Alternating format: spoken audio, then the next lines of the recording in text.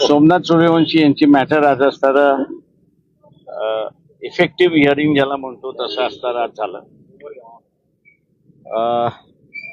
मागच्या दोन जजमेंट्स मध्ये सरकारचे जी आर होते ते कोर्टाने अमान्य केले होते आणि 12 जूनचं जजमेंट जे देण्यात आलं होतं त्याच्यामध्ये एक इंडिकेशन दिलं होतं जजमेंटमध्ये की कोर्ट स्वतःहूनच या रूल्स फ्रेम करतील अशी असणारी परिस्थिती आहे.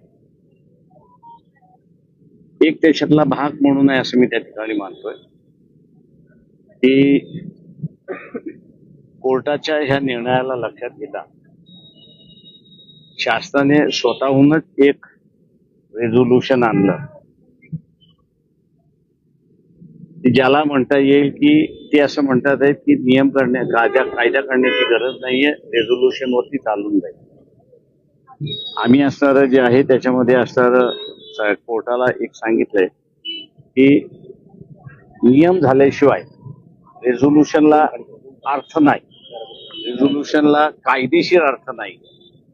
त्याच्यामुळे असणारा त्या एकाच इश्यूवरती पुढच्या वेळेस कोर्टाने हिअरिंग ठेवलेली आहे आणि पुढच्या वेळेस सोमनाथ सूर्यवंशीची केस कशा पद्धतीने कोर्टाने हँडल करावी यापुढे त्याचे असणारे गाईडलाईन्स कोर्ट त्या ठिकाणी करेल का. कोर्टाला विनंती केली की 2 वर्ष झालेले आणि काही प्रोग्रेस झालेला नाही, त्याच्यामुळे गाईडलाईन जे आहे ते SIT जी फॉर्म केलेली आहे तिला असणारं देण्यात यावे.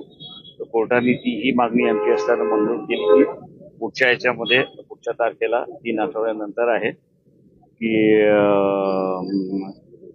SIT कशा रीतीने ही केस पुढे घेऊन जाईल त्याची गाईडलाईन्स कोर्ट त्या ठिकाणी मांडेल.